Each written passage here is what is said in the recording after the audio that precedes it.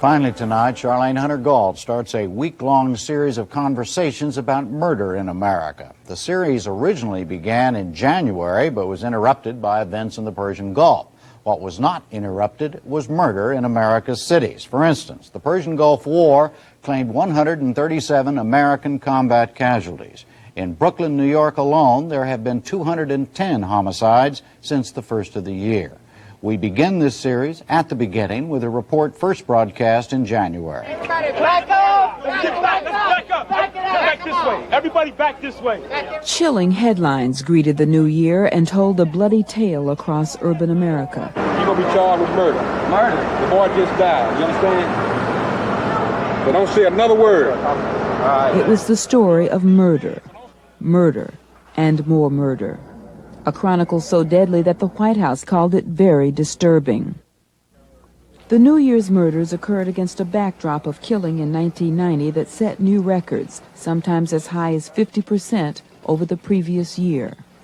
More than 7,600 people were murdered in the nation's 20 largest cities last year, and in 6, New York, Houston, Washington, Boston, Philadelphia, and Los Angeles, a record body count of 4,929.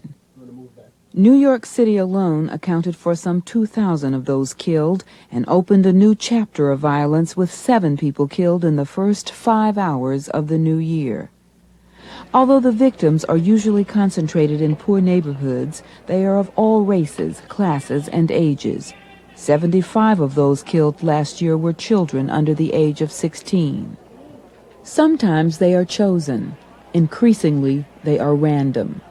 Guns are usually the weapons of choice. It's difficult, if not impossible, to calculate the cost of such a high rate of bloodletting. But one New Yorker who monitors law enforcement said recently, there is grave fear at all levels of society and in all neighborhoods. To find out what's behind this soaring murder rate, we chose New York as a microcosm, and we sought out people whose work takes them close to the front lines of violence on a regular basis. We started with James O'Kane, a professor of sociology at Drew University in New Jersey.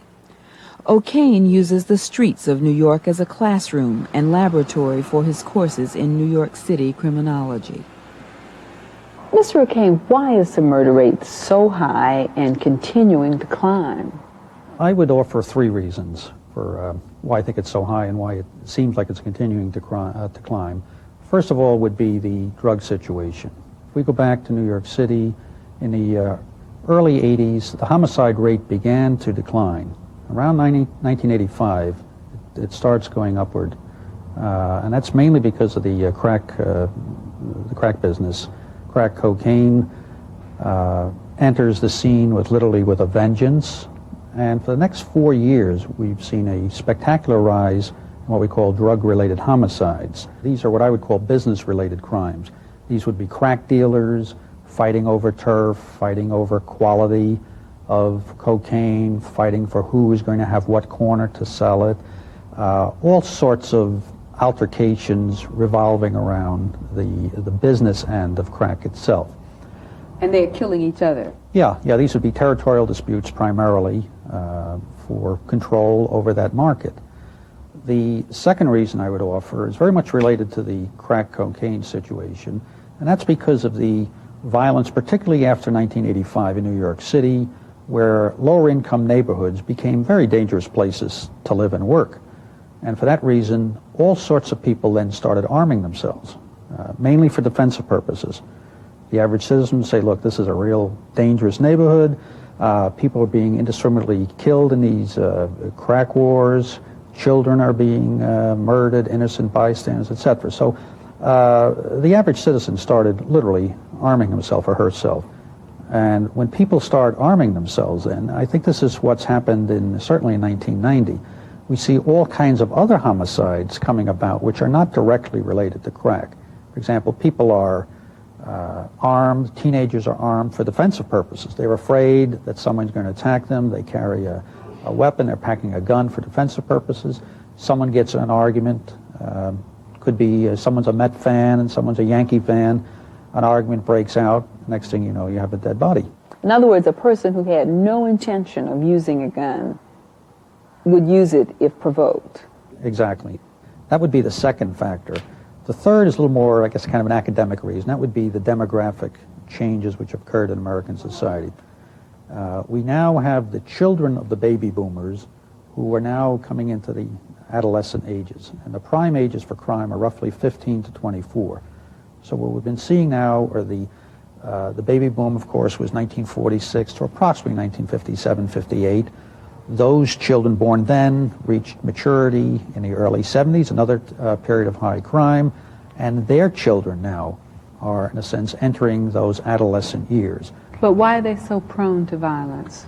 Well, it's not so much that they're prone to violence, just there's so many of them, so many people in that 15 to 24 age bracket, and a portion of those, in a sense, engage in criminality. You're going to see increasing rates of all sorts of crimes, homicide being one reflection of it. You sound fairly pessimistic. Do you see us confronting a violent future ad infinitum? Well, I'm pessimistic and optimistic. Perhaps I can talk a little bit on the optimistic side. If we look at American social history, I think we see a comparable situation, what we see in the 80s and 90s with Prohibition back in the 1920s. And I might single out Chicago.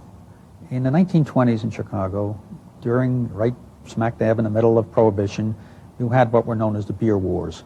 And it took almost a decade for that to work itself out. And it was worked out simply through violence, where you had your Italian mobs eventually eliminated your Irish and your Polish mobs in Chicago. And you had Al Capone, who literally in 1929 established what I would call a, not to be facetious about it, but a pax capona,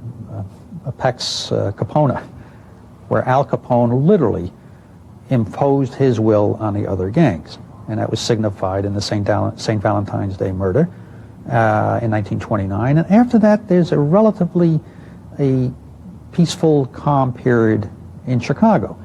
But let's get on to the current situation. If that's the case, does it mean they're just going to fight it out?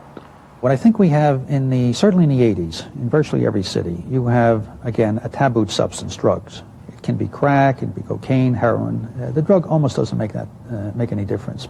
You have not so much these groups, Asians fighting Hispanics, fighting blacks, but within groups, all of them fighting for a share of the drug traffic. If the Chicago experience is any example, I think what will happen, eventually you'll have a Capone type will emerge out of that. And then a peace will be imposed on those neighborhoods. It won't come through the law enforcement community. It'll come from criminals themselves who say, look, we allow this, we do not allow that. And it has been ever thus? Unfortunately, yes. Do you see any solutions? Again, I do. I don't know whether they could be implemented. The first one, as many criminologists have argued, would be gun control. If we look at the lethal nature of current guns, you stand a 1 in 3 chance of being, if you're shot, you stand a 1 in 3 chance of dying. Guns are very lethal weapons. If they could be controlled, I think you would see a significant decrease in homicide. Will all of this just come to a halt eventually in the natural order of things? I mean, like, for example, when the demographic bulge diminishes. Eventually it will, yeah. But demographers have a way of saying that when we have one wave, there's a trough after it, and then comes the next wave. Just this year, the U.S. Census has released new data on fertility. There's another baby boom in the making. These are currently women now having children at a much greater rate than, let's say, 10 years ago. Now, that's going to take 15 years for that bulge, again, to hit to the high crime ages. But we go through these kind of peaks and troughs of crime, and a lot of it is, I don't want to say, well, a lot of it is contingent on demographic factors. Now, it gets very complicated. How many of those children are going to be in cities? How many of them are going to be inner city children, etc.? How many would be in an area where violence is a little more probable than in some other area? Those are all questions that no one can answer at the moment. And what about the economy? I mean, how much of a factor in the 3 factors you mentioned is the deteriorating economy? I think it's a major factor. You take a typical lower-income neighborhood, take your typical adolescent, male adolescent particularly, what are his chances of getting a stable job where he can support a family? Virtually nil at the moment. In whom does this solution lie, you think? Ultimately in communities themselves. It doesn't reside in the police. A lot of people will say, well, why don't the police do such and such? We have the head of the police department in Washington, D.C. has indicated if he can't bring the homicide rate down for 1990, he'll resign. Well, in November of 1990, that homicide rate was way ahead of what it had been the previous year. And you can bet your boots he's doing everything possible as a law enforcement official to bring it down. But it's beyond police. Police kind of react to homicide. They're called after homicide has taken place. And it really gets down to families, community, religion, schools, etc., to somehow inculcate those values again, which are missing. And if that were done, I think you would see more respect for life and limb that we don't see in many communities. I guess part of what we're talking about is values, and there are those who argue that we've lost our moral compass as a nation. How do you restore values that say you don't kill babies, or anybody for that matter? Even the average person in a lower-income neighborhood is appalled by the violence. They are the victims. The victims of homicide are not suburbanites. They're generally people in lower-income neighborhoods, and they're appalled by it. I think the vast majority of poor people have these values. They have solid values of thou shalt not kill, thou shalt not steal. But they're powerless. Well, they're powerless because, in a sense, they're overwhelmed by another element in the same society that says we have no respect for those values. And I don't know how to restore that. There has to come a point, though, where communities will say, look, we will no longer put up with this. I don't think we're at that point now.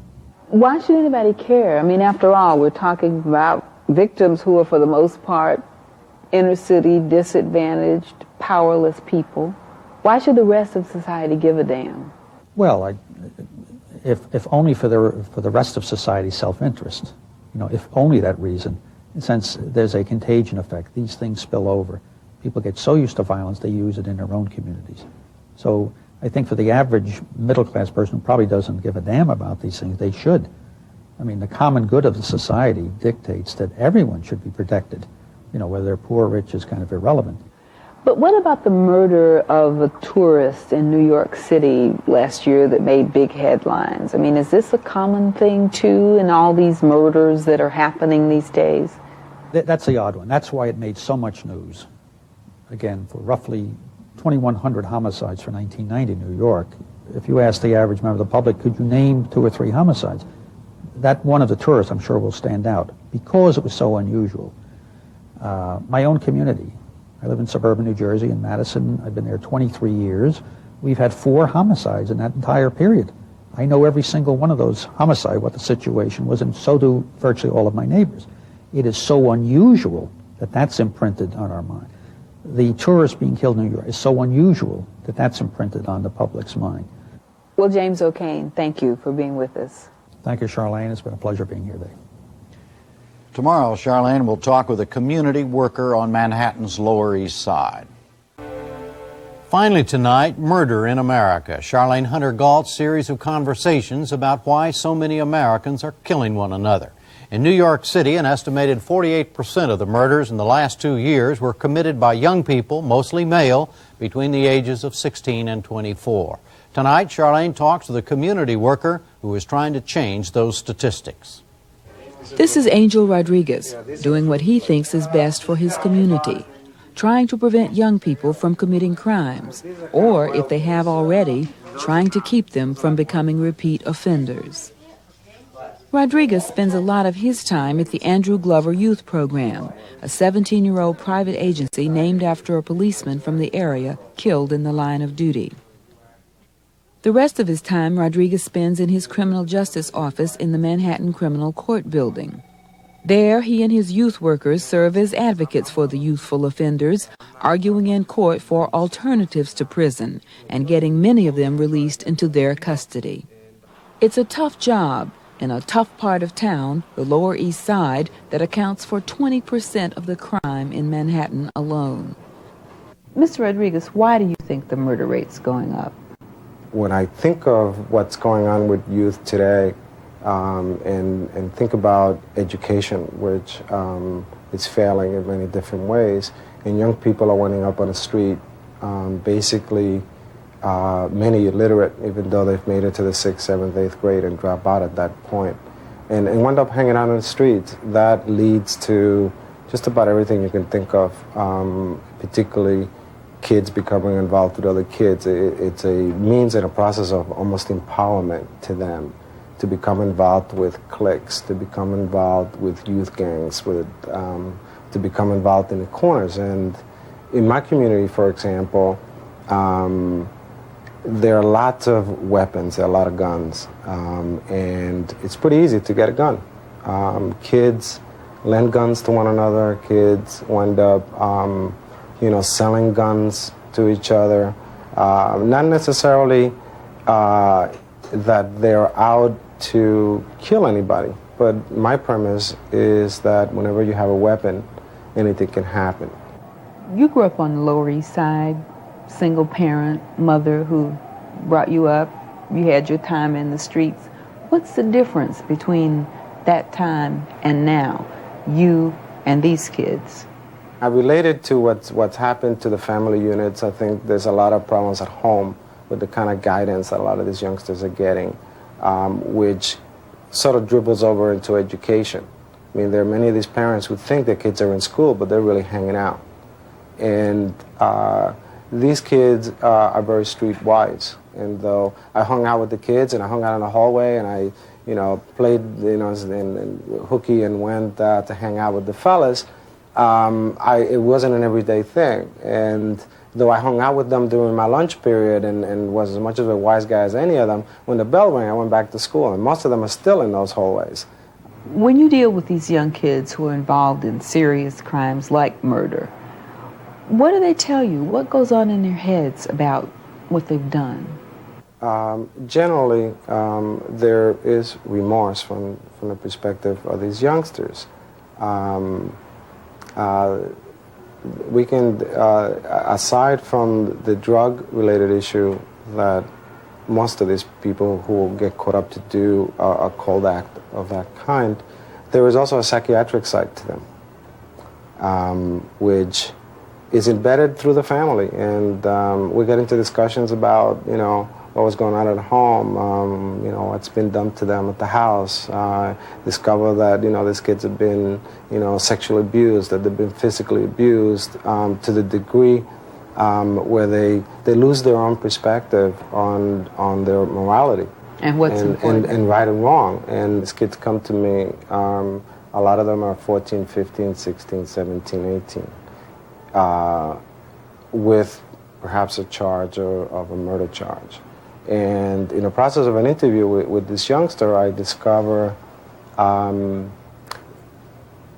the excess baggage, as I call it, of all that this person has gone through in his life. It's not a process of justifying his actions, but I think that we need to understand what really has gone on in the lives of somebody who can commit a horrendous crime as a murder. Who can lose his perspective of what life is about in a second. And I interview a lot of youngsters and find, again, the sexual abuse aspect, the mental abuse, the kid. I have one kid once who I discovered that he lived with this parent who used to tie him up. Kid was a little bit psychiatric, and she would tie him up all day and leave him this way until she got back from work, tie him to the bed. And what did that kid do? That kid committed a murder and a rape in the process, and ultimately got sentenced to 15 years to life in prison. You run across a lot of cases like that of brutalization. I find that a lot of youngsters who are involved in hardcore crime generally have that kind of background of serious abuse, where, again, the morality is lost. And they ultimately play by different rules. And you know, it's almost like someone, you know, who's institutionalized and then put back into society and say function. What happens when young people, like we're talking about, get into the criminal justice system? Basically, they're warehousing people without any support services. And these are people who are in desperate need of support services, who not until they get to the criminal justice system are they identified as troubled people or individuals with these particular problems that need to be addressed, whether it's a drug addiction or a psychiatric problem. And I think that this town, for example, which is what I generally relate to, we have a lot of mentally ill people who are institutions. And when I say institutions, I talk about our hospitals. And I've had many fights with Bellevue and Beth Israel, and I've gone and met with teams of social workers and psychiatrists, trying to convince them, from my knowledge of this individual who was right in the subway, and you looked at him in the eye, and he felt you were laughing at him, went over and beat the living thing out of you, okay, and then brought you this close to death. They couldn't wait till those 30 days were over and said, sorry, Mr. Rodriguez, we have to release him. And that person then goes into the street, who is the same person who later gets caught up in a scenario where he winds up adding to that murder rate that we keep hearing about across the board. So you're saying for the majority of these young people, there are solutions? I'm saying that I hope so. I mean, these are youngsters, these are kids in many circumstances that are terrible troubles, and I don't justify their actions, and I believe that, you know, punishment accordingly is proper, but what kind? I guess I've done this since 1978, and my record's pretty clear as it relates to my community, that if you can show some love, concern, and affection for youngsters who are not used to that, you can make a difference in their lives. So you go out and get them. You go to them. That's the key? You bet. I mean, I think that you need to have more community-based programs that work with their community so that when a kid sees you, it makes a difference in his life. When a kid sees me before the bench discussing his future with a judge, with a prosecutor, and his lawyer, and then sees me on his street, I think that there is a almost element of or some empowerment and that somebody is looking out for them and going to help them in a process of whatever those dispositions may be. When you look at the conditions in your community and in the city now and in cities across this country, with young people and the resources that are not available to them, are you optimistic or pessimistic about the future? I'm real concerned about it. I see the situation getting worse. Why? Because we're limiting our resources. We're cutting down on budgets. We're padlocking schoolyards after 3 o'clock so that the child has no option but to play on the street or where incidents are going on, and therefore becoming closer, becoming involved in many different ways, because it's almost the thing to do. It's cool in many ways. So unless money is put into the kind of institutions that are going to do some preventive services and start reaching people at an early age, I think that, and put services in place for those people, which is a population that we forget, and we think that because this kid might have committed an assault, a homicide, or whatever, and he's put in jail, that's the end of that, and it's not. Now, everything you've said pretty much revolves around conditions in your neighborhood, the Lower East Side of New York City. That's sort of way off from where most people live. Why should anybody else care? Well, I don't think that it's just a Lower East Side or this kind of community. I think that the big outcry that we have now is that crime is impacting the poor community as well as the rich community, middle class as well as the upper class, and across the board. It's affecting, I think, everyone in all communities and every citizen, I think, in this town and I think this country. And that should be a concern to all of us. And particularly when we talk about youth who, in essence, are the workforce of this country. And I think that we need to assist them and to aid them. And I think that we can have an impact. But we're not going to do it by just hiring more cops and cutting down on every other service that there is, a social service. particularly the ones that address and deal with these kind of populations. Well, Angel Rodriguez, thank you for joining us. Quite welcome. Tomorrow night, Charlene talks about murder with 2 homicide detectives in Brooklyn. Finally tonight, murder in America. We continue our series of conversations on why so many Americans are killing each other. Tonight, we go to an area of Brooklyn, New York, which has one of the highest murder rates in the entire city. This is the Williamsburg section of Brooklyn, New York, an old lower-class New York community that is home to some 2.5 million blacks and Hispanics and a tightly knit group of Hasidic Jews. It is also a community with one of the highest murder rates in the city, more than 500 last year, some 25% of the total committed in New York City. The community is served by the Brooklyn North Homicide Squad, based here in the 90th Precinct. Detectives Paul Wiedenbaum and Ernie Bostic are 2 of the squad's 18 homicide detectives. A 29-year veteran of the force, Wiedenbaum has spent the last 13 years in homicide. His partner, Ernie Bostic, is a 22-year veteran who has worked homicide on and off since the mid-'80s. Both are currently working on the case of a 15-year-old girl who was found murdered and burned on the Williamsburg Bridge the week before Christmas. Detective Wiedenbaum, New York City's murder statistics this year have been just incredible. Do you feel under siege? Pretty close to it, yes. When you're hitting 500 and some odd homicides, it's quite a bit. The statistics, 8 murders in the first week of the new year. What do you think is accounting for this? What's behind it? I have no idea what they're accounting for. Maybe drugs. In this area, we're high in drugs in this area as far as our homicides go. That type of homicide, plus where somebody's running an area, they would want to keep their workers under control. And if you catch somebody stealing from you that works for you, you kill them as an example for the others. Keeps them all in line. I would say people have no respect for each other.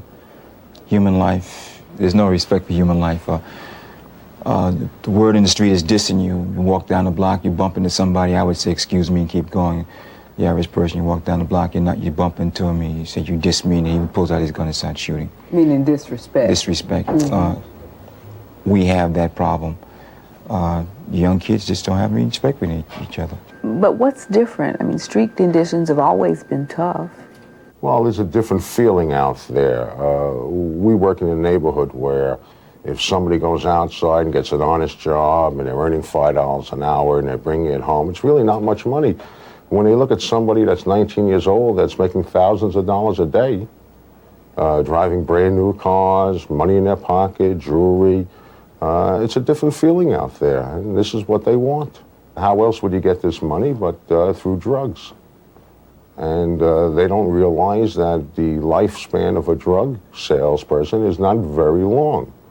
Usually 2 years, 3 years, and they're a victim of a homicide, and there's 10 other people waiting to take their place. Is there anything different about the murders themselves? It seems like everyone has a gun. In years past, most of your homicides took place in a home with a knife. Now... You mean they were domestic? Domestic relation. Now everyone has a gun, everyone is shooting at each other. And a prime example, we read the papers, you go to the movies, one guy didn't like what the other guy was saying, next thing you know we have a shootout in OK Corral. It's just like there are too many guns out there. Where they're getting them, how they're getting them, I don't know. They have money. The amount of money that the average kid is carrying in his pocket is more than I've had in years. If you think back 20 years ago, there was a zip gun. Zip gun was a pipe, piece of rubber band, 22, that was it. Now a kid comes out with a 9mm, which is probably a better weapon than most detectives or police officers carry. Then they talk about these Tech 9, which are semi-automatic weapons that can shoot so many rounds per minute. How can we compete? There is no compete. You can't even compare the new weapons with the old weapons. People have said to me that the murderers seem to be meaner. They're more vicious. It's like when you watch on TV, they come out with these Uzi-type weapons or the Tech 9s, and they come out and what they do is, years ago, if somebody was going to shoot somebody with a gun, you pulled out a gun, you fired one shot at the individual or 2 shots at him. Today, they spray the area. They have these weapons that fire multiple shots, and they just spray an area, disregard for anybody else in this area, And the drugs, they want to use the death as an example to their other people. So they will make it a horrible type of death. What else is new and different about this new violence? The age of the people that are committing the homicides. Years ago, we didn't have 14, 15, 16-year-olds committing the homicides. Today, when I'm dealing with these young kids, and they realize that they're just young children and they're committing these things, and they're going out there and they don't really care who they're killing. And when they talk about it, there's no sign of remorse. It's a frightening thing. You wonder what's going on. What about gun control? I mean, do you think that's something that would help the situation if there were...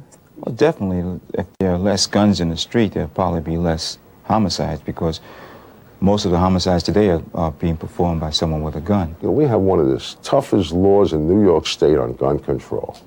And who does it stop? It stops the honest person from going out and buying a gun. Criminal really doesn't care. He's violating the law anyway. So what's he care about it, whether he gets caught with a gun? He's going to go out and use it, and he's a criminal. That's not going to stop him. To get the guns off the street, that's the important thing. As the kids are getting younger and the crimes are becoming more horrendous, they're not going to jail. They're coming back out there doing the same crime over again, and the reason for it, I would say, is there's no place to put them once they committed the crime and they've been convicted. If we had a place to put them, then we wouldn't have to, I think we wouldn't have as many homicides or crimes being committed in the street as they are.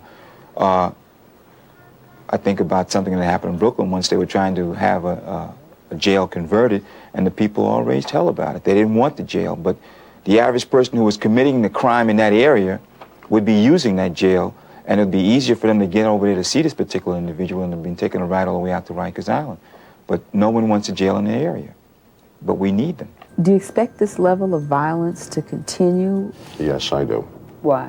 When I go out in the street to work on a case, and the cooperation I get from the people in the street, how scared they are in the street, the number of locations I see where drugs are being sold, the number of homicides that are increasing, I just don't see any change, except for the worse. Detective Bostick? I see no change. I see no cooperation from the people in the street.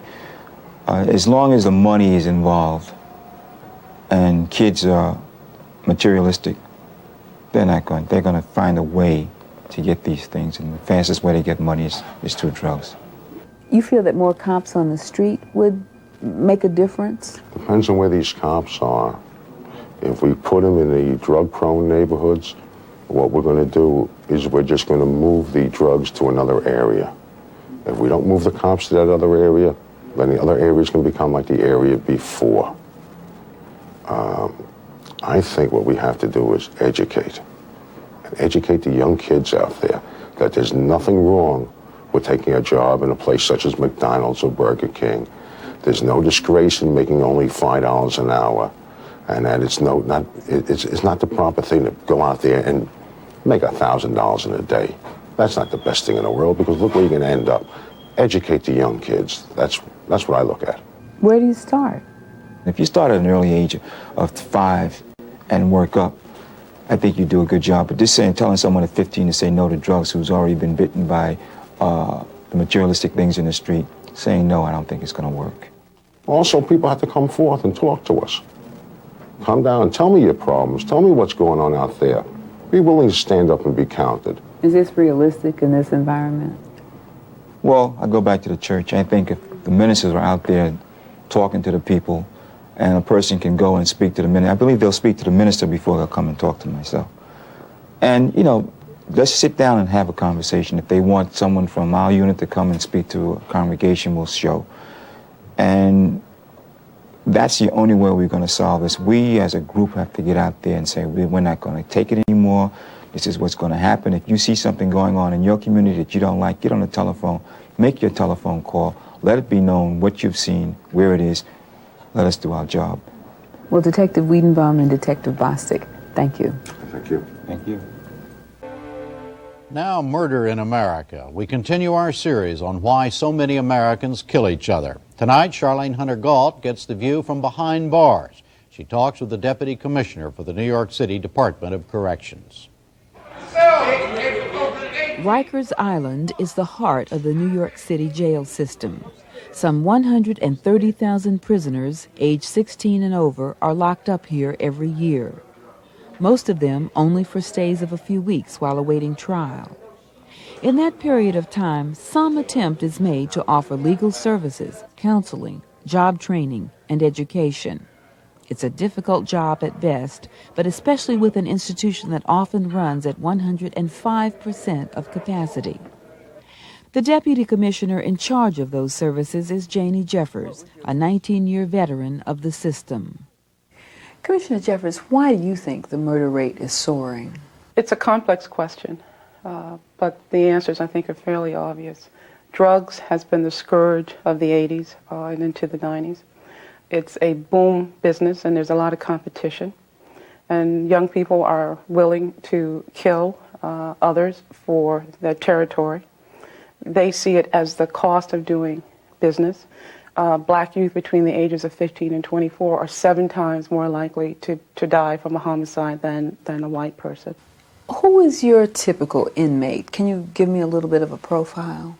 The public has a misconception about people who commit homicide. Homicides are generally episodic. They are not the hitmen that you read about. You kill because of proximity.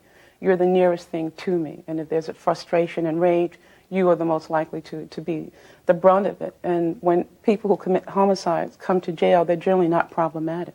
They really are not. They generally are on their best behavior because the episode has abated and the cues that cause that kind of outrage, or rage rather, is not present. Part of it is they're not connected. You talk to them and they're the most alienated, disconnected group of people you'd want to talk to. But the thing that I find most dismaying is that there is no hope. They absolutely see no reason to believe, as you and I may have believed, that there was an opportunity in the system, that the system would work for us, that if we went to school and worked hard and all the things that one hears growing up, they don't believe that. I remember talking to one young man who was in on a double homicide, and I asked him why, because I really tried to understand what kind of anger do you have to take someone else's life. And he said he owed me money. And I said, well, what else? He said that was it. He owed me money. I had to save face. I have to live in that community. And he killed that person with very little thought of punishment. And if you look at the statistics in terms of the rate or the punishment for black-on-black crime, it is not a deterrent. There is less likelihood that a black person killing another black person will not get the same punishment, if you will, or sentence, if you will, as if they killed a white person. That's not my opinion. That's just fact that you can look at and come to that conclusion on your own. And so what does that do? What impact does that have? You almost said the word. What kind of signal does that send? Indeed, what kind of signal does it send? That if I can strike out and injure you and hurt you with very little fear of retribution or any kind of punishment, then does that not send a message that it encourages it, tacitly perhaps, but does it not send that message? And do they not pick them up?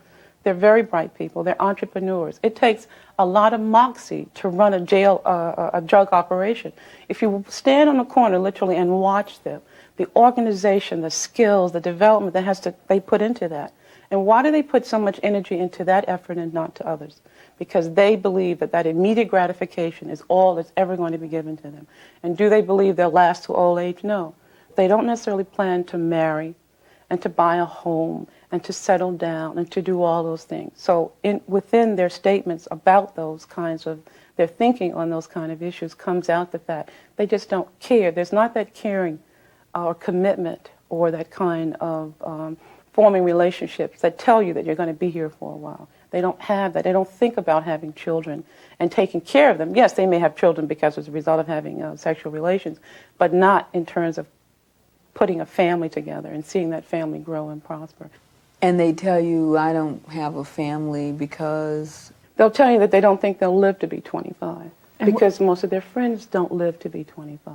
Do you see a difference in the kinds of murders being committed these days? Much more violent with very little provocation. In the old days, if you will, they'd rob you and take your goods and let you go on about your way. Now they will hurt you for fun, just for entertainment value, because as I said before, if they don't care about themselves, what do you think they care about you? And also there is the pretty sureness on their part that they won't be apprehended. So it's sport. It's sport. And many of them will tell you in laughing tones and terms what they did to someone who was really a victim. And do you feel any remorse over that? No, none. In whom do you think the solution lies? I'm not contending to have all the answers, but I think the most obvious one is that were the drugs not there, that would forestall many of the problems. Are the drugs likely to be there for many years? Yes. What I see beginning to start now with the younger kids below the 15 to 24 age is that they're not as enticed or as interested in using drugs as their predecessors may be. And why is that? It's the reason I don't smoke, and it's probably the reason you don't smoke. We were taught through constant bombardment, through educational programs, through all the things that caused me not to want to smoke, that these things were injurious. So it starts with education.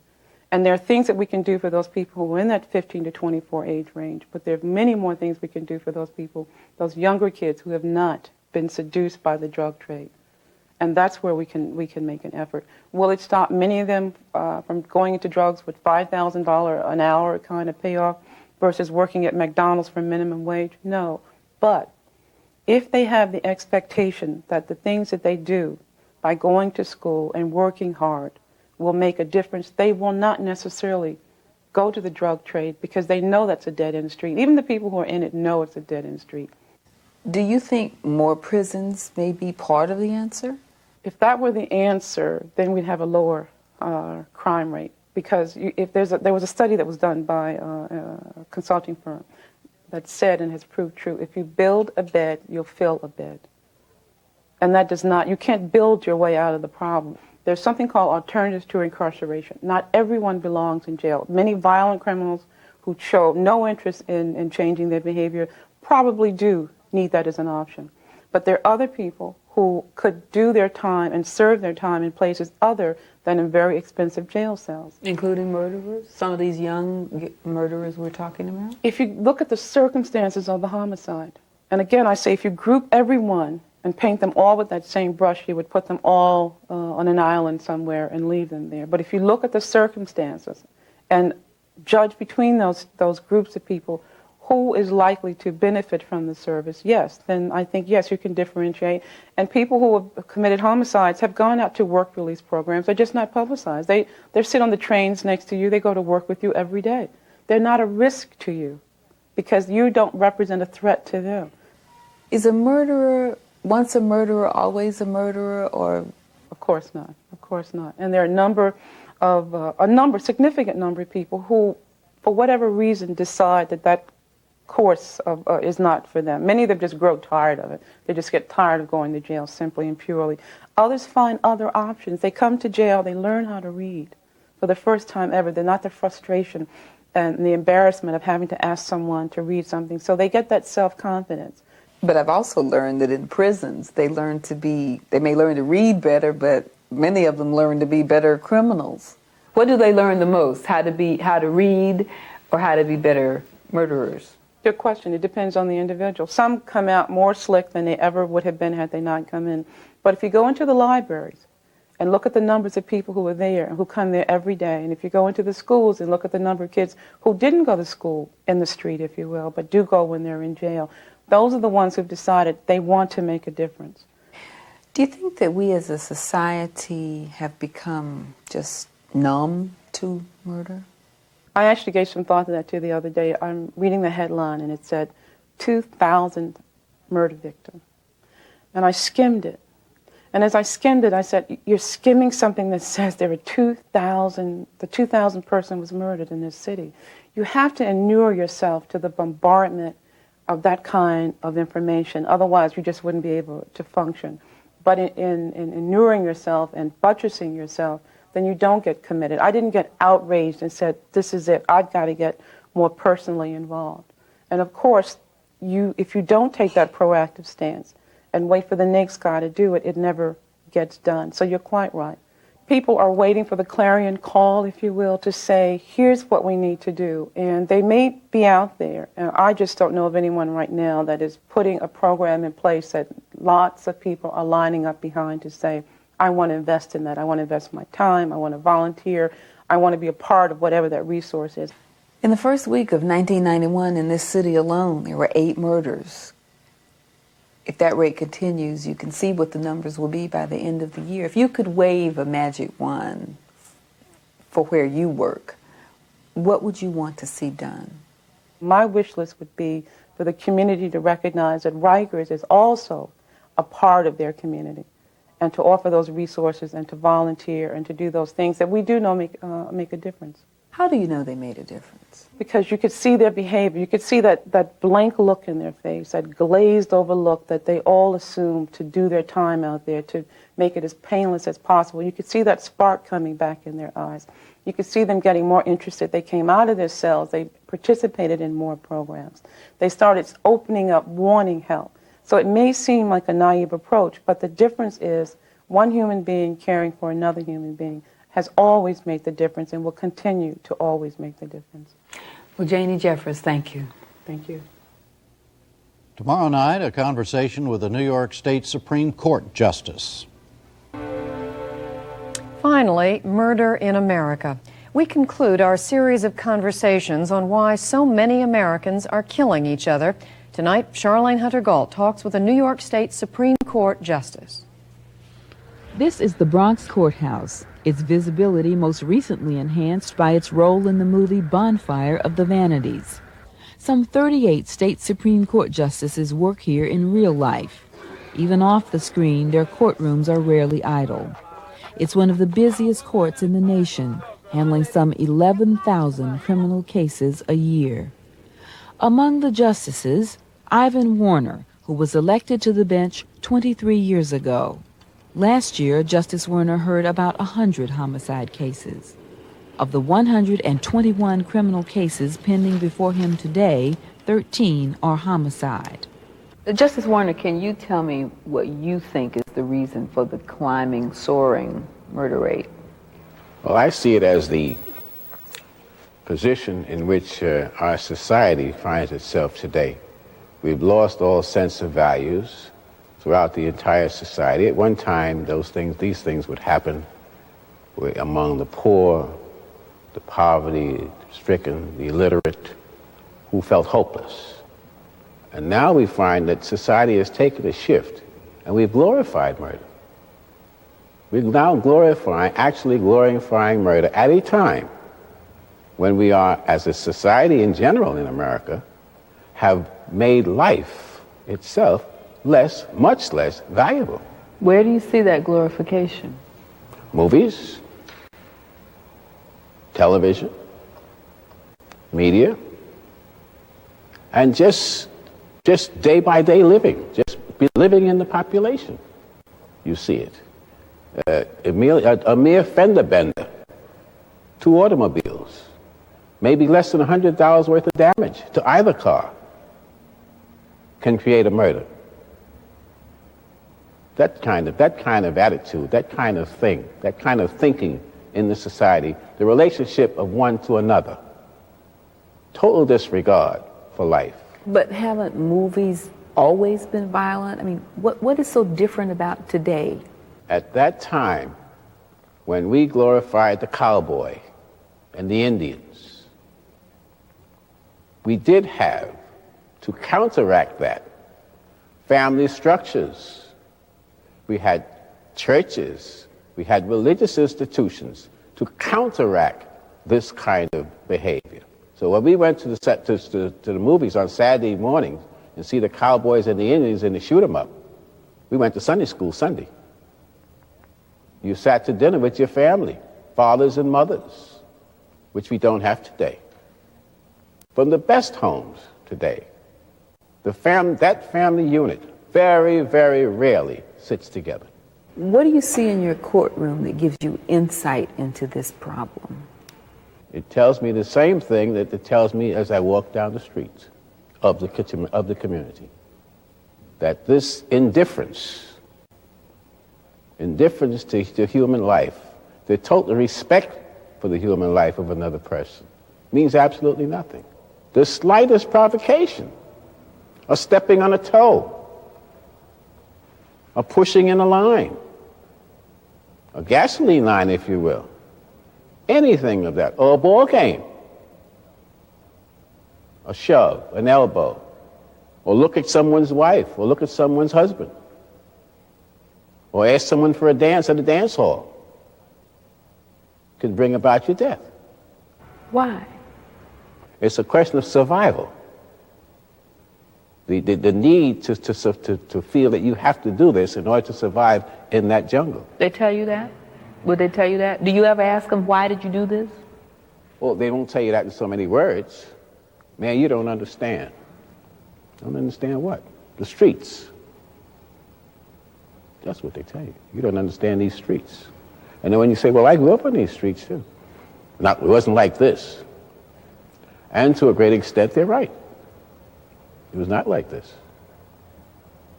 You had something, some backdrop. We had community centers. I remember growing up in this city. I was a native of this city. Community centers, run at that time by the Children's Aid Society. We had schools here, public schools, open in the afternoon from 3 to 5, close at 5, open again at 7, from 7 to 10, 5 days a week.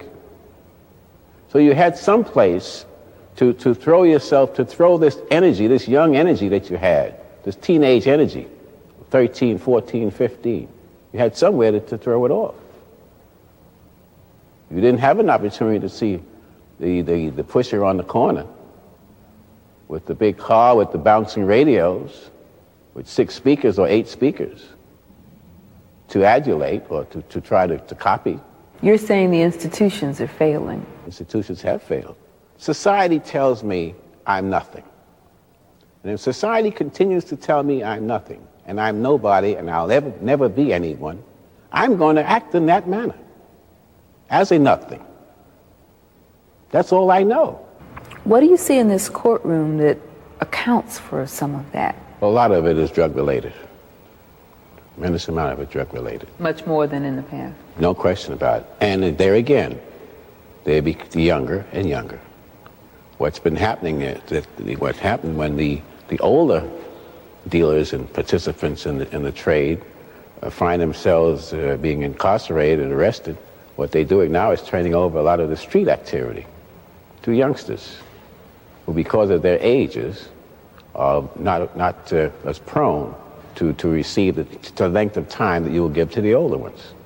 So they're now turning a lot of their street activity to youngsters who themselves are not able, we believe, to handle even some of the guns that they're attempting to handle. That's why we're getting these random shootings, where people are being shot randomly, and even in their apartment, are lying in bed. They're dealing with automatic weapons, which once they set this thing in motion, you know, if you're not familiar with it, you just don't control it. So these bullets start flying everywhere. There was one a couple of weeks ago. There was supposedly an organized hit, paid hit. Everybody knew allegedly knew everyone else. And the victims allegedly said to the perpetrators when this happened, "Why are you doing this to me? We were paid to." Just like that. We were paid to do it. Handcuffed and told to run. And when he started to run, he just started shooting. He was fortunate. He lived, but he's in a wheelchair for life. That's right. And it's very difficult under these circumstances to even attempt to select a jury. Why? Many people will come up and say, "Judge, please, not on this case." Why? You have to ask why. And this is individually at the side with the counsel and the court reporter, not in the general public's ears. Well, myself has been a victim, my family, my cousin, my uncle, my brother, my son, my daughter. You'll be surprised. And they don't feel they can be objective? Cannot. They say, under no circumstances could they be. It's not fear? No, not fear. They just cannot they just cannot sit here as a juror and listen to the facts of this particular case without it having a direct bearing and influencing their verdict based upon what happened to them and their families. And in many cases, them themselves. How effective do you think what you're doing is? Not too effective. Why not? At the moment. Number one, it takes too long before the judgment day, so to speak. Meaning what? A crime occurs today, January 2nd, 1991. A homicide, let's say. more than likely, January 2nd, 1992, that case will still be pending. Why is that? The volume of work in the system, the volume of work that we have here. That case will still be pending a year from today. Now, punishment should be swift. Justice should be swift. If not guilty, home. Guilty, then you're incarcerated.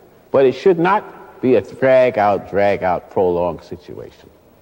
That's where I believe, and many of us believe, much of the respect has been dissipated. For the courts and for the law? Yes. Because they know they won't. That's correct. It's not swift. And when that time elapses, what does that do? Everyone's waiting for the witnesses to disappear. And they do? And sometimes they do, for one reason or another. A lot of people say, why should I care? It doesn't affect my community. It is their problem. Why? Because we don't have a wall.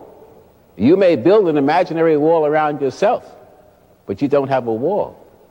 Because you'll find, if you look far enough and close enough, you will find that your children, too, are being infected. I didn't say affected, I said infected. And your family structure is being destroyed also. Even with all the big bucks, it's also being destroyed. And the fine homes with the fine lawns, they're also being destroyed. So we just cannot isolate this thing. We're one nation, whether we want to believe it or not. What are we in for as a society? A long road. We're in for a long, hard road. Very uncertain. Very uncertain. And we just don't have any idea of the depths. I don't think we have an idea as to the depths of this whole problem. Because everyone believes that it's on the other fellow's block and not mine. That's the short-sightedness of us, of all of us. Well, Justice Ivan Warner, thank you for being with us. Thank you. Our major focus tonight is again on murder in America. By all accounts, 1990's record murder rate in U.S. cities will be surpassed this year. Last week, Charlene Hunter-Gault asked 5 people working in New York City's criminal justice system about the reasons for the increase in homicides.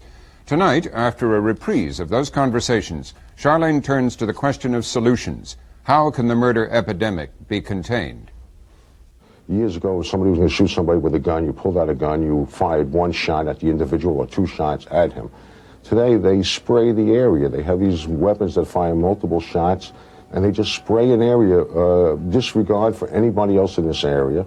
In the old days, if you will, they'd rob you and take your goods and let you go on about your way. Now they will hurt you for fun, just for entertainment value. Because as I said before, if they don't care about themselves, what do you think they care about you? There are too many guns out there. Where they're getting them, how they're getting them, I don't know. They have money. The amount of money that the average kid is carrying in his pocket is more than I've had in years. If you think back 20 years ago, there was a zip gun. Zip gun was a pipe, piece of rubber band, 22, that was it. Now a kid comes out with a 9mm, which is probably a better weapon than most detectives or police officers carry. These kids have been, sexually abused, that they've been physically abused to the degree where they lose their own perspective on their morality. And what's important. And right and wrong. And these kids come to me, a lot of them are 14, 15, 16, 17, 18, with perhaps a charge of a murder charge. And in the process of an interview with this youngster, I discover, all the excess baggage, as I call it, of all that this person has gone through in his life. It's not a process of justifying his actions, but I think that we need to understand what really has gone on in the lives of somebody who can commit a horrendous crime as a murder.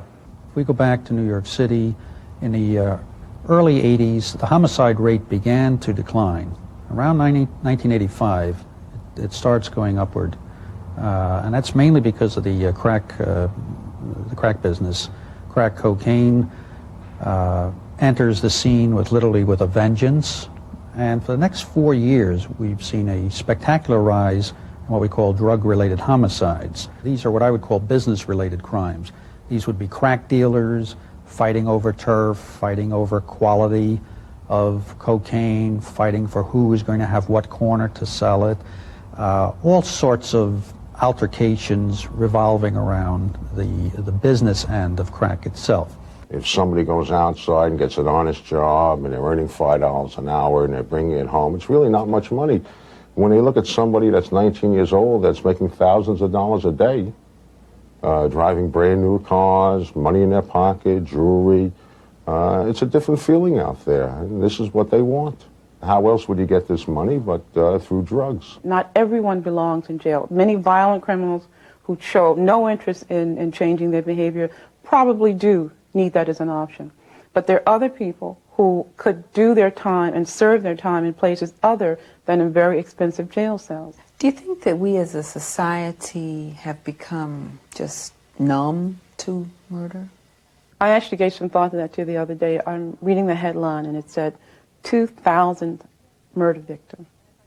And I skimmed it. And as I skimmed it, I said, you're skimming something that says there were 2,000, the 2,000th person was murdered in this city. You have to inure yourself to the bombardment of that kind of information. Otherwise, you just wouldn't be able to function.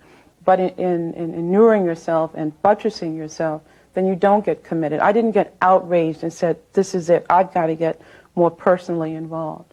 And of course, if you don't take that proactive stance and wait for the next guy to do it, it never gets done. We're limiting our resources. We're cutting down on budgets.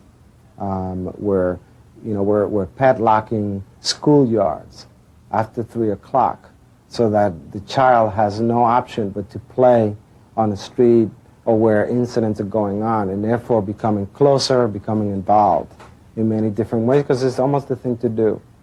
I think what we have to do is educate.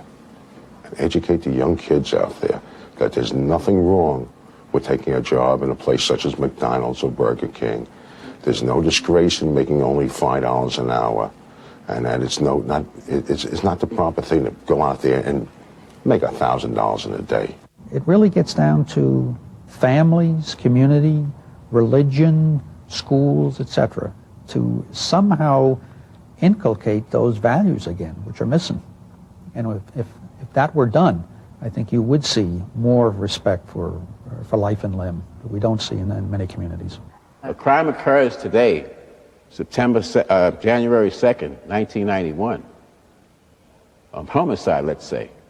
More than likely, January 2nd, 1992, that case will still be pending. Why is that?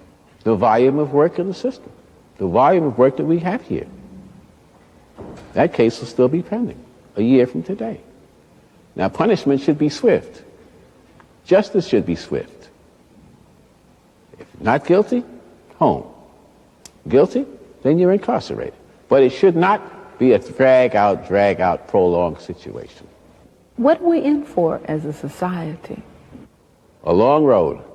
We're in for a long, hard road. Very uncertain. Very uncertain. And we just don't have any idea of the depths. I don't think we have an idea as to the depths of this whole problem. Because everyone believes that it's on the other fellow's block and not mine. That's the short-sightedness of all of us. We turn now to 5 overviews about murder in America. Elijah Anderson is a professor of sociology at the University of Pennsylvania. Deborah Prothrow-Stith is the assistant dean of the Harvard School of Public Health. She's former Massachusetts Commissioner for Public Health. James Q. Wilson is the Collins Professor of Management and Public Policy at the University of California, Los Angeles. Lawrence Sherman is a professor of criminology at the University of Maryland. He's president of the Crime Control Institute, a national research organization that works with police departments around the country. And Jack Katz is an associate professor of sociology at UCLA. And starting with you, Professor Katz, I believe that you do not believe that the murder rate is so unusual today. Is that right? There have been increases in recent years, but if you look back to 1980, we were at a high point at that time. And it's very tempting, I think, for the media to play on the upsurges from year to year. My sense is we haven't had a fundamental change in the last 20, 25 years. And attributing the high American rate of criminal violence or homicide to crack cocaine, I think, is superficial. We had a higher rate before, or a higher rate than we had in some of the late 1980s and earlier in the 1980s. The references to new forms of weapons being on the street, increasing the murder rate, is also superficial. This is a very deep problem. It's a distinctively American problem. And while there are waves from year to year, increases and decreases, the overall level remains over the last 20, 25 years in this country many times what it is in comparable Western countries. Lawrence Sherman, do you agree with that? I fundamentally disagree. I think it's a superficial analysis to look at the national homicide rate, which has not changed substantially over the last even 30 years. But beginning in the mid-1980s, the homicide rate of victimization among young black men aged 10 to 30 began to double, which it did in a 5-year period, I think for reasons related to the increased firepower. The arrest rate for all juveniles for homicide doubled from 1985 to 1989, and other forms of crime did not: robbery, aggravated assault. So I see very powerful evidence of a very specific and focused increase in the homicide rate in the poor areas of big cities for reasons related to more cash in the pocket to buy these very expensive guns. $1,000, $1,500 for a 16-bullet semi-automatic weapon is not unusual. And is that related to the drugs, the drug culture? It's the most obvious source of the cash, but I'm not sure that taking the cash away makes as much sense as taking the guns away. All right, we'll get to solutions in just a minute. James Q. Wilson, let me get your view on this. I agree fundamentally with Lawrence Sherman that there has been a rapid increase in the age-standardized rate of violent crime. That is to say, holding constant the changes in the age composition of the population, which, if other things hadn't occurred, would have led us to expect a decline in the rate of crime during the 1980s. We see, beginning in the mid-1980s, that crime rate began to go up, and I do associate it with gang activity and the ready availability of weapons and the breakdown of the criminal justice system in many inner-city neighborhoods. Elijah Anderson, you work in some of those, at least observing those inner-city neighborhoods. What's your view of it? Well, my feeling is that the rate in Washington, D.C., the rate in Philadelphia, the rate in New York City, these are astronomical right now. And I think one thing that points to and underscores it is indeed the drug trade. I think a major source of the violence that we see in the cities really has to do with drugs. The violence is among dealers on the one hand who fight over territory and turf and kill one another in order to establish themselves. And the users commit crimes to get the drug. And at the same time, many of the people they commit the crimes against are very poor, or they don't have very much in the way of resources. And many of these people are very reluctant, highly reluctant, to let their property go. And they resist, and that's when you have the violence.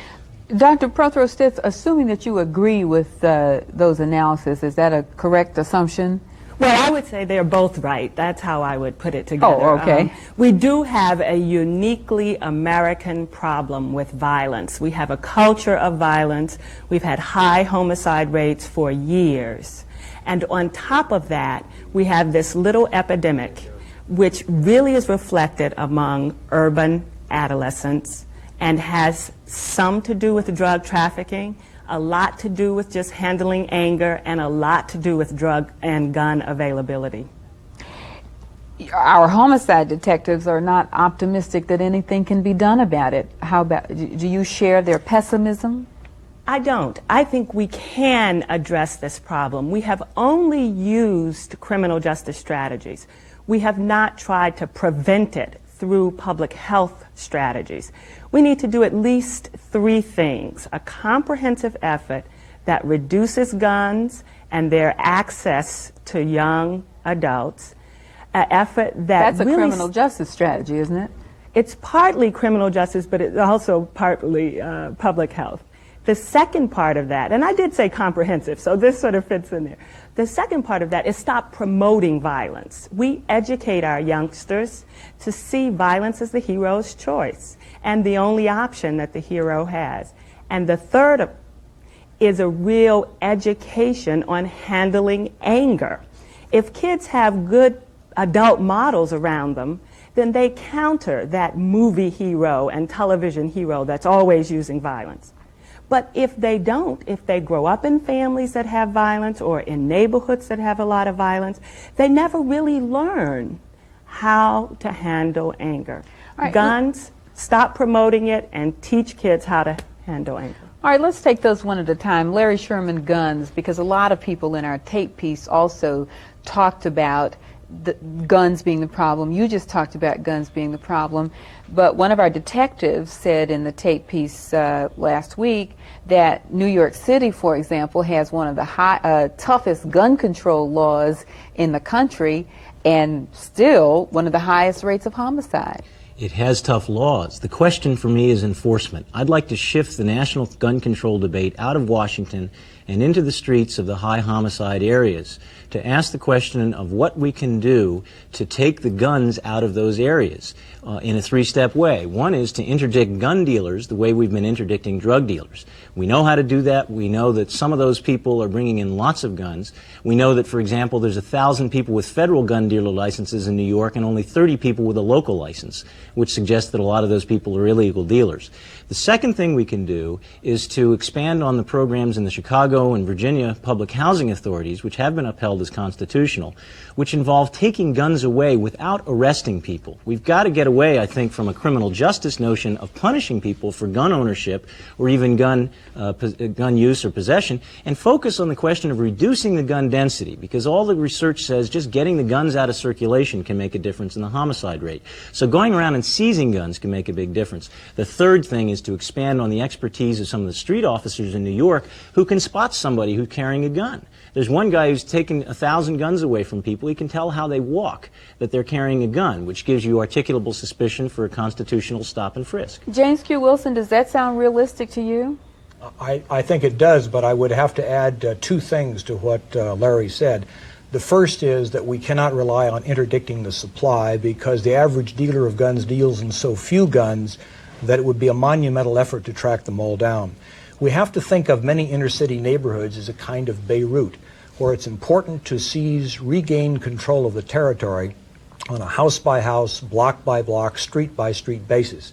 The way to do that, in my view, is for the police and other agencies, in consultation with the affected people in the community, to establish effective perimeter controls in the blighted areas, blighted by crime, that is, so that people going in and out of public housing projects, or even in and out of neighborhoods, have to stop and identify themselves, so that the police expertise in detecting the presence of a gun, perhaps expertise amplified by the use of non-intrusive technologies of the sort we find at airports, could be used to reduce the number of guns that are available at a given time when anger is being expressed. I'm in favor of reducing anger, but I think we will have to wait 2 generations for that program to work. Well, we'll find out if Dr. Prothero-Stith agrees with that in a minute, but let me just ask Dr. Anderson, how would that work, that kind of approach that Dr. Wilson just outlined, how would that work in the...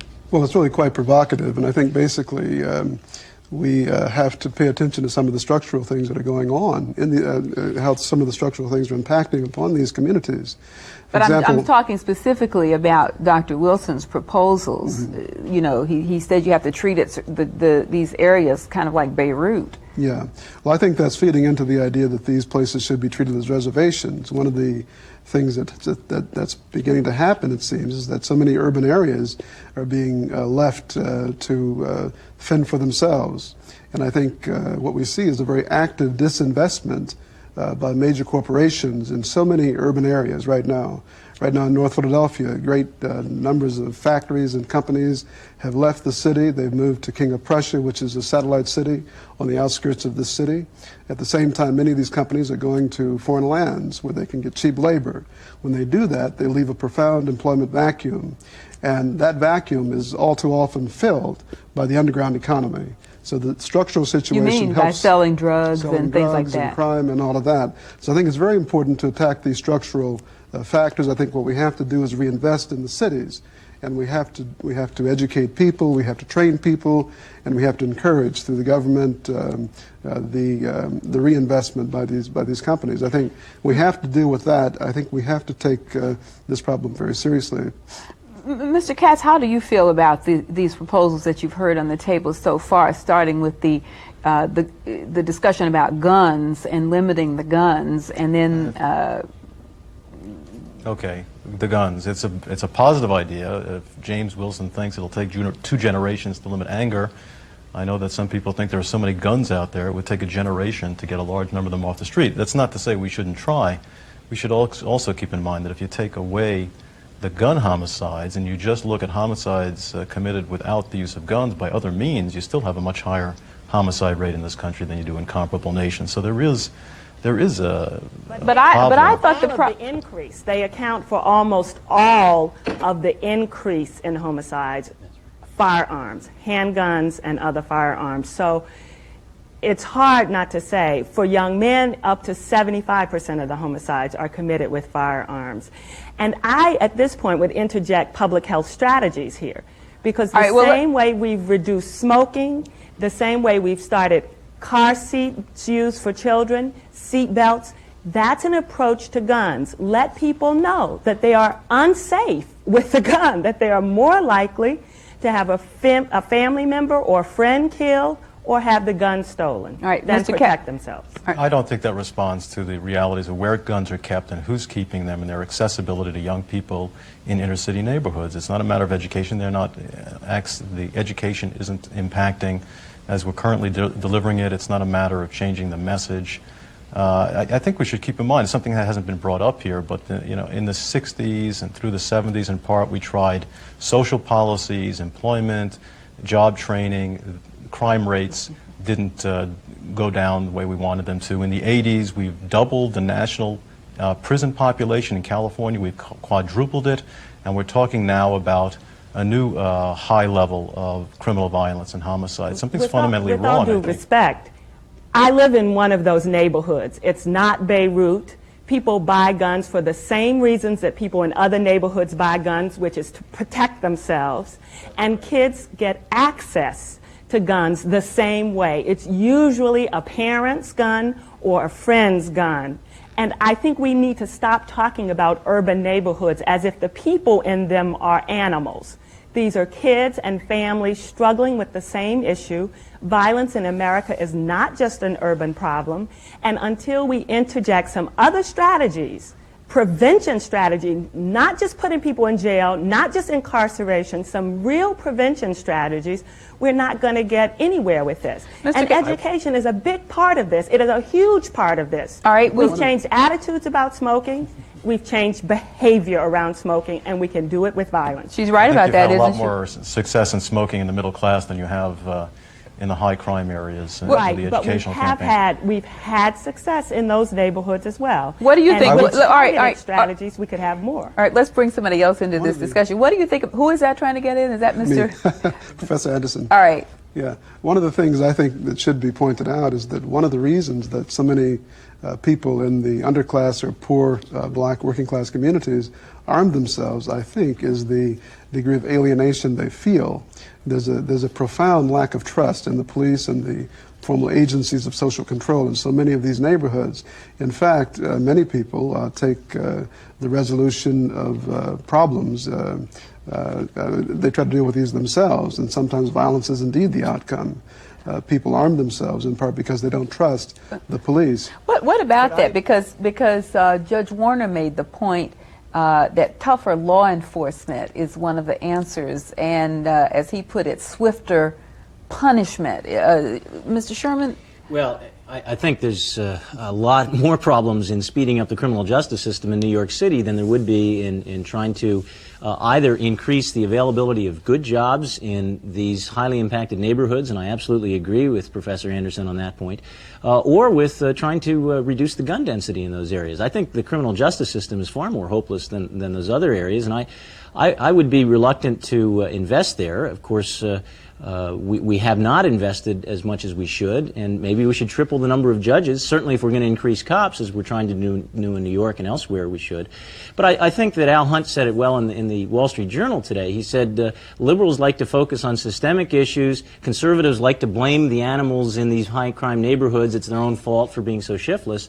And I think that if you read books like There Are No Children Here, a description of life for two young boys in the Henry Horner projects. Alex Cotton. Yes, an excellent piece that I think revealed for the first time that there are places in America with daily gunfire. But and those places have got to get the gunfire to stop before you can have a decent life in which to educate people, in which those kids can study for their spelling bees. Mr. Katz, you have a proposal, though, don't you, that involves taking some of these people out of these neighborhoods, as I understand it? Well, I think a constructive thing we can do is look for other ways of putting a sanction behind the drug markets other than imprisonment. If we would confiscate property and not imprison people for participating nonviolently in drug markets and dedicate that money not to law enforcement but back to the inner city neighborhoods, that might be constructive. But I thought your proposal specifically was in relocating neighborhoods, entire neighborhoods. Well, I think we need to start thinking not about trying to adapt people to the current economy or trying to improve the quality of education, but in creating sectors of the economy that create and nourish job possibilities for the long run. But I think that's so far off the political spectrum, and we're talking about something really unprecedented. No society has ever had this problem. No society has ever tried to tackle it. The way the Western European countries have managed to have a lower crime rate is not because they've come up with better school programs or better employment programs or longer prison terms or capital punishment. We really face a very unique problem, and I think it takes some political leadership. I don't know that I'm the person to provide it, for some very innovative thinking about a way of getting people so that they have some sense of dignity and respect from being members of their local and national communities. Charlene, 40% of the inner city residents of Milwaukee have no access to cars. All the job growth in Milwaukee that they could get access to is out in the suburbs where they have to have a car to get there. So I think we've got to think in terms of jobs and dignity and somehow matching the people who need the jobs in terms of transportation systems. You know, they're sending people from the suburbs in Washington, the hotel jobs, they're busing people out from the center city to get to those jobs. We need to have federal policy to support much more of that matching people to where the jobs are. Who was that trying to get it? No, excuse me. Sorry, James Q. Wilson, you were about to get in? Thank you. Almost all of the long-term proposals we've heard, relocating people, relocating jobs, ending alienation, teaching people not to smoke and not to shoot, all depend crucially upon one central fact. There first must be established enough peace and order where people now live so that those whom you wish to reach have a fighting chance of participating in these programs. There is enough. People now, we have been teaching in the high schools. We have a community-based program. There are public health officials across the country beginning to do this. Right now, we have put all our eggs in the criminal justice basket and not put any in this kind of prevention effort. We need to stop building more jails and build more drug treatment efforts, and in very realistic time frames. This is not 99 we're waiting on here. Now, but let me just. All right, we could go on with this all night, and I'm sure it would be really interesting. But we're going to run out of time, and I want to ask you, because Judge Warner says that the solution doesn't require all of the money. That what it really requires is a burning desire on the part of people to do something about this. Starting with you, Mr. Sherman, and very briefly, do you think that society regards this problem as a serious crisis? Absolutely not. And that there is this burning desire to do something about it? And if not, how do you change it? I agree we need some leadership, but we've got to stop writing this off as a poor black problem. And middle-class black people don't have this problem, just the poor blacks. They're worthless, and it doesn't matter, and it's away from my neighborhood, so who cares? I think we need to have a sense of moral outrage. We've got to really rouse people's awareness that this is one of our worst forms of national disgrace. But how do you do that, James Wilson? I think that you have to persuade, through political leadership, people to regard the murder epidemic as an unconscionable affront on all of American society. We cannot reduce our murder rate to that of Luxembourg, for all the reasons Jack Katz has indicated, and more. But we can stop acting as if the inner city was an area where we can avoid. Rich people protect themselves with doormen and gated communities. Poor people can't afford doormen and gated communities. My solution, my recommendation is not to put more people in jail, simply to supply with more resources the equivalent of gated communities and doormen to poor people so that they can organize their own lives and end or at least postpone this talk about alienation when people are concerned about preservation. Elijah Anderson, how do you get the society interested in having a passionate desire to do something about this?